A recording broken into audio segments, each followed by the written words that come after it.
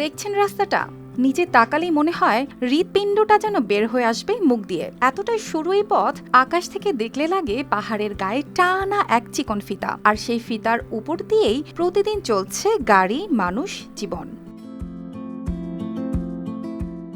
চীনের চংকিংয়ের পাহাড়ি এলাকায় অবস্থিত এই ভয়ঙ্কর পথটির নাম দাওবেইলিয়াং। অনেকে আবার বলে ব্লেড রোড। নামের মতোই ধারালো এর বাস্তবতা। পাহাড়ের চূড়ার উপর দিয়ে সোজা টানা এই রাস্তার দুই পাশেই প্রায় ৬০০ মিটার গভীর খাদ। কোথাও নেই শক্ত সুরক্ষা, কোথাও শুধু খোলা শূন্যতা, যেখানে এক পা ভুল মানেই সব শেষ।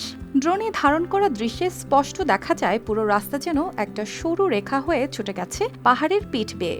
মাঝে মাঝে কুয়াশা এসে ঢেকে দেয় নিচের গভীরতা, আর সেই কুয়াশার ফাঁকেই হঠাৎ দেখা যায় ভয়ঙ্কর শূন্যতা, যা মুহূর্তেই শরীরে জাগিয়ে দেয় ঠান্ডা শিহরণ। স্থানীয়দের অভিজ্ঞতায় জানা যায় তারা এই পথে নিয়মিত যাতায়াত করে বলে ধীরে ধীরে অভ্যস্ত হয়ে গেছে। তবুও নিচের দিকে তাকালে ভয়টা থেকে যায়। বাইরের কেউ এলে পরিস্থিতি আরও কঠিন হয়ে ওঠে, বিশেষ করে তীব্র বাতাস, সরু পথ ও ভারসাম্য ধরে রাখার চ্যালেঞ্জ একসাথে কাজ করে।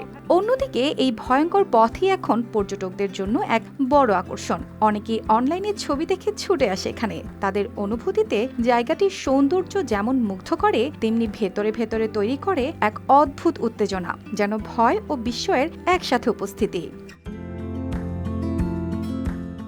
প্রায় ১৮ থেকে ২০ কিলোমিটার দীর্ঘ এই রাস্তার গড় প্রস্থ মাত্র ৬.৫ মিটার। ২০১৪ থেকে ২০১৬ সালের মধ্যেই মূলত বায়ু বিদ্যুৎ টারবাইন স্থাপনের জন্য তৈরি করা হয় এটি। পরে ২০২০ সালে স্থানীয় প্রশাসন রাস্তা পুরোপুরি পাকা করে দেয়। সমুদ্র পৃষ্ঠ থেকে প্রায় ১৮০০ মিটার উচ্চতায় অবস্থিত এই এলাকায় বাতাস এতটাই শক্তিশালী যে টারবাইনগুলো ঘুরতে থাকে নিরবিচ্ছিন্নভাবে, আর সেই বাতাসই এই পথকে করে তোলে আরও অনিশ্চিত, আরও নাটকীয়।